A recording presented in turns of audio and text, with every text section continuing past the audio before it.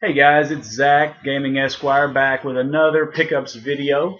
It's only been a few days since my last one, but actually, as soon as I filmed that one on Saturday, I went out to the local half-price bookstores. There's two of them in town, and I actually picked up quite a bit of stuff. And then I also grabbed some stuff today while I was out and about at a small town pawn shop and a small town antique store. So let's get into it so I can show you what I grabbed, and see what happens.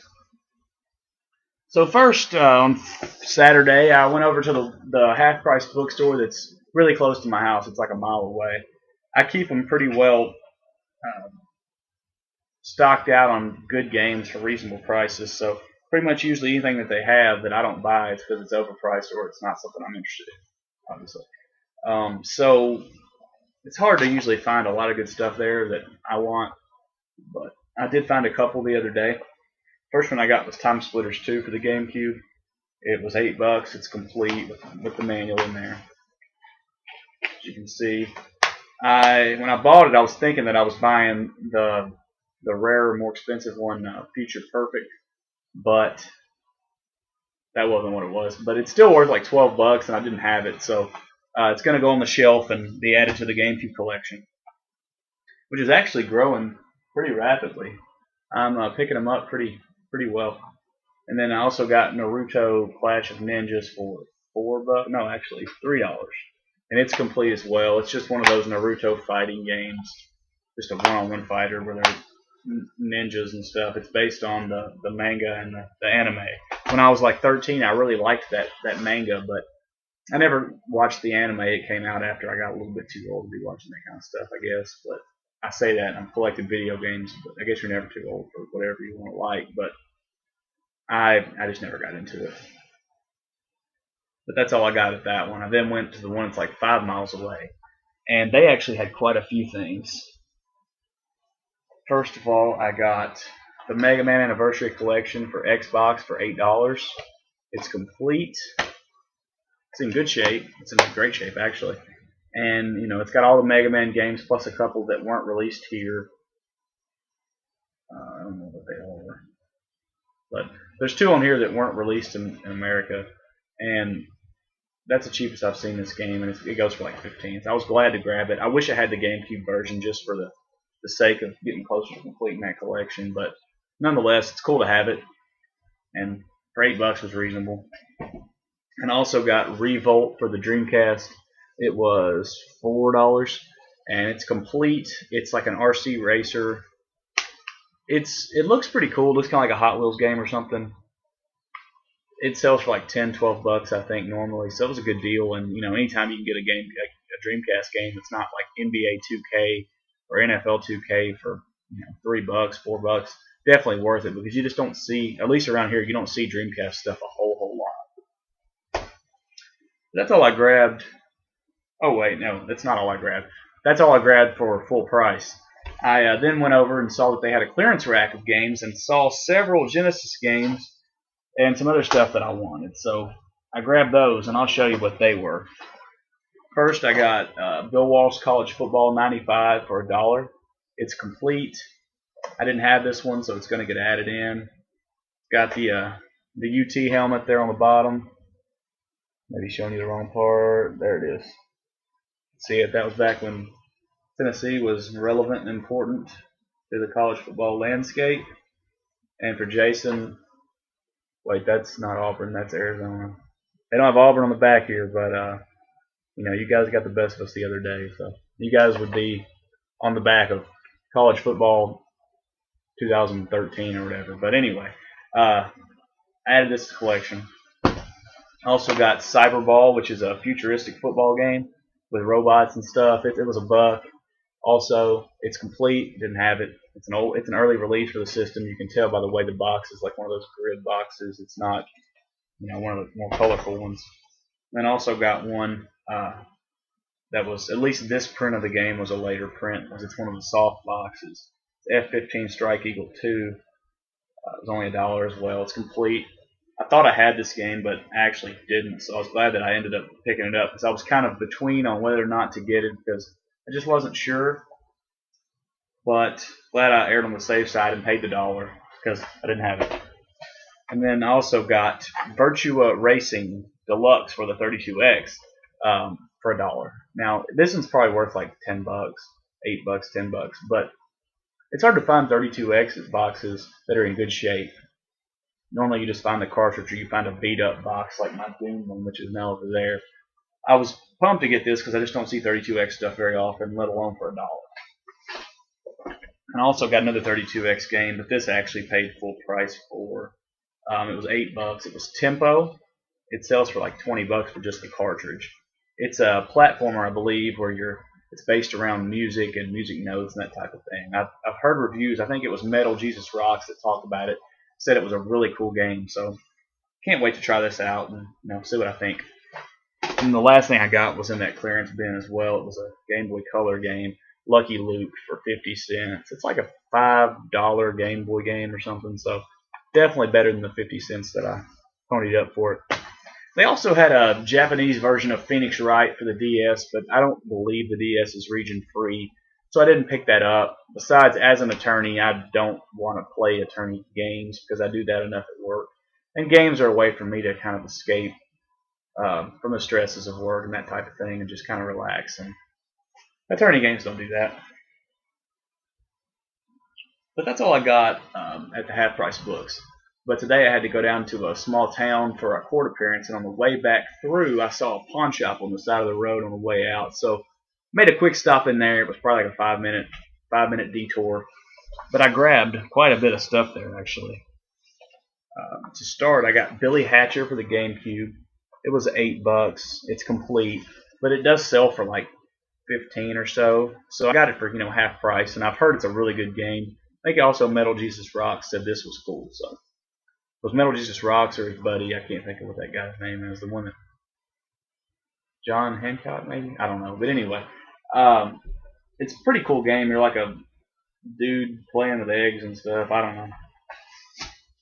And then I also got another copy of Shenmue for $4.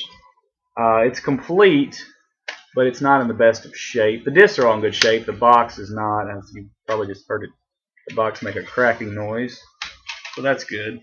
It's got the manual. I can't remember if my copy that I have has the manual or not. If it doesn't, then I'll obviously, pick this manual up out of here and put it over there. And I'm probably going to try to sell this copy. I could probably still get, I don't know, $10, $15 for it, even though the case isn't in, A+ shape. Because it's one of the more desirable Dreamcast games, one of the more popular ones, and Dreamcast stuff doesn't come along all that much. So that was cool. And then when speaking of Dreamcast, I also got D2, which is a horror game for the Dreamcast. It's apparently really creepy, really freaky. It's a good game. It's worth about $30 to $40 complete. Unfortunately, this doesn't have the back disc container and the back artwork or the manual, but it does have all 4 discs. So it's probably still worth $25 or so, and I'll add it to my collection just because I don't see Dreamcast stuff, and I couldn't not buy it for $4, especially since it had all the discs. And also got Arrow the Acrobat for Genesis. It's complete. Got it for $3. It's worth like $9 or $10. It's a platformer based around the circus. You're a bat that's jumping around on trampolines and stuff. It's not bad, and it's one I didn't have, so definitely happy to pick it up. I got a couple of games for a system that I hardly ever see. That's the Sega CD. Now these aren't rare, valuable Sega CD games. They're 2 of the more common ones, but they're 2 that I didn't have, and I don't ever see Sega CD games. So for $5 a piece, they're worth it. I got Tomcat Alley. It's in good shape except for this one crack on the front that you probably can't see. But these cases are very difficult to keep in good shape. So when you find one that is, it's highly desirable. But this has got the manual and the disc is there and everything, and it's in pretty good shape for a Sega CD game. Then I also got NBA Jam. It's actually in really good shape. The case is not cracked anywhere, I don't believe, which is pretty hard to come by on Sega CD games. And it was $5. It's worth like 10. So that was cool. I still don't have a Sega CD. I'm looking to grab one, but I just haven't seen one for a price I'm willing to pay yet. And the last thing I got there was a new game, really new game. It's only been out like a month or two, but it was $6. It was Beyond Two Souls. Now, I don't know if Beyond Two Souls had a manual or if it just had this insert, but it doesn't have like a manual in here, so I don't know. And the disc has it may not even work. I don't know. I couldn't check it before I bought it, but the disc has this like, well, you probably can't tell, but it's got like squiggly lines on it, like it might have been water damaged or something. But I mean, whatever. If I ever get a PS3 that works, we'll test it out and see. Also, I don't know if this is a collector's edition or if all the Beyond Two Souls games are in this metal container, but that's pretty cool. So, you know, even if it doesn't work, I'm glad to have gotten it for cheap. It's not a big deal. Add it to the collection. And then from there, I walked outside and realized next door there was an antique store. I went in there, and the nicest lady I've probably ever talked to was sitting in there at the front desk, and she asked me what I was looking for. I told her that I was looking for video games, and she pointed me over to where they have some, and they had some pretty decent stuff. And we were talking, and she said that she's got a Nintendo NES with like 25 or 30 games at her house that she'll dig up for me when I'm passing through there. She gave me her contact info, and she also told me about a Tengen Tetris complete in box that she was selling on eBay right now. She said it's a shame you didn't come in a day earlier because I posted it last night. She said I'm not posting any other stuff because it's too much trouble, but she had a Tengen Tetris complete in box that she posted on eBay the night before I got there. But it's okay. I've got the cartridge and I've got the outer sleeve. I just don't have the box. I'm okay with that. It's not a big deal. But I'm definitely gonna hit her up to check out the NES stuff. And she said she's got some other stuff too, an Atari and a television, and a Pong machine, which is something I'd really like to have. And I think she also said she might have some Sega Genesis stuff. So she was actually, for a woman in her 60s, she knew quite a bit about video games, and she said she liked to play them when she was a kid, her Pong machine especially. It's the one she had when she was a kid, so it's pretty cool. And I got I got 5 games there. All of them she had priced at $5 a piece, but when I got to the front, she was like, I'm gonna give you a discount. I'll knock off $1 a piece, and you can have them for 20. And I pulled out my cash because she didn't take card. All I had was 19, and she said, okay, that'll work. So she actually, hooked me up. $4 a piece isn't bad for most of these games, and I was fine with that, and I'm not complaining at all. She was very, very nice, and I'm definitely gonna send her an email and try to see if I can arrange to check out what she's got when I'm heading back through that way. But let's get into what I did grab there. I got Ridge Racer 64, which I don't know if I have this game or not. I don't think I do. That's why I went ahead and picked it up. But I don't think I have it. We'll see. I'll have to check later. I think it's worth probably like $6 or $7. And then I got Populous, the beginning for PlayStation. I have no idea what this is worth. I didn't have a chance to look it up before I recorded this video, but it looks pretty cool. It's like I think it's a God built world builder type game, but it's for the PS1, and I hadn't seen it, so I went ahead and picked it up. And then I grabbed one that I overpaid a little bit for because I thought it was another game that's a little bit more valuable. I got Kinjo Master of Bushido. It's like a Bushido fighting game, I guess. It's complete, but it's only worth like $4. So, I mean, I guess I paid about what it's worth. And then the last 2 I got were probably the 2 better ones. I got Baseball Stars, which I didn't have. I was really excited to get this because everybody talks about how this is the best NES baseball game. So I'm definitely gonna pop that in and give it a shot. Hopefully the battery pack's still good, so you can save and everything. And then finally I got Fatal Frame, the first one for Xbox. I got the second one at the flea market a while ago, but I hadn't seen the first one. I was able to pick it up there. And it's in good shape, and got a complete set now of the 2 for that system, and it's worth like $20. So definitely worth the $4 I paid for it. Freaky game though. I'm not big on horror games, so I have a lot of them just because I collect everything, but I don't really play them. Is that everything I've got? I think that's everything. So, that was fun. Had a good day. Had a good couple days collecting, and I keep working on it. Try to build the collection a little bit at a time, and we'll see what happens. Until next time, keep hunting.